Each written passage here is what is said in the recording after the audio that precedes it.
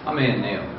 I work with entrepreneurs to help them create value and realise the value that they've made from their companies.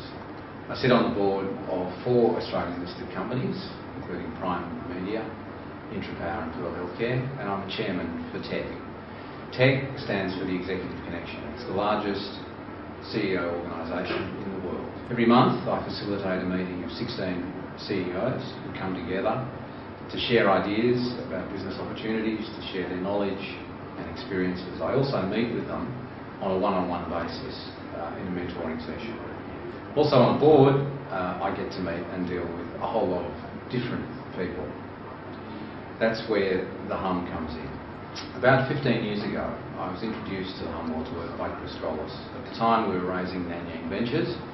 Nanyang ended up being a venture capital firm which we raised $140 million from institutional investors from. Now, raising funds from institutions requires a lot of meetings.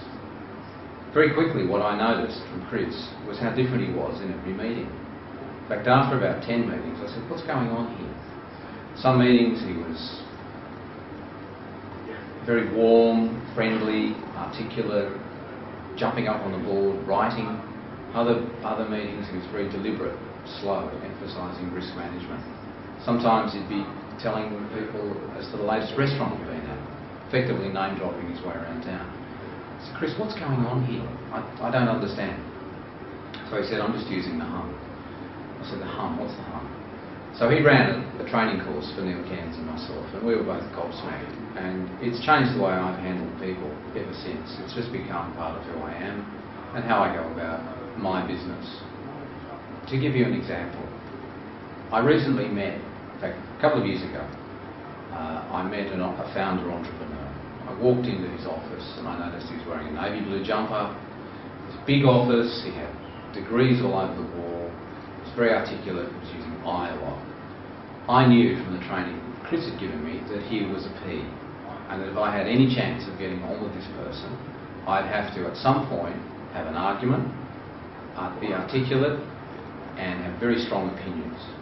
Well, it didn't take very long. After about 10 minutes, this guy made an outrageous statement that I completely disagreed with. Now, my normal approach is actually to let something like that go.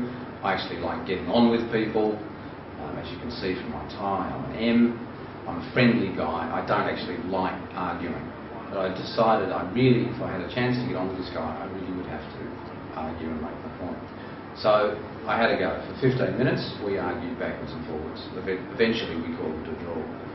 The feedback I got from that meeting was just amazing.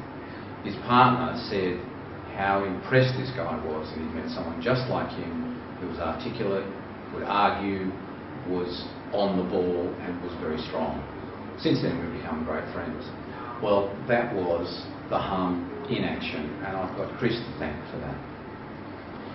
If you, like me, need to deal with a lot of people, then I highly recommend you get along to one of Chris's seminars and learn the hum world's worth. If you can't get to a seminar, then read his books.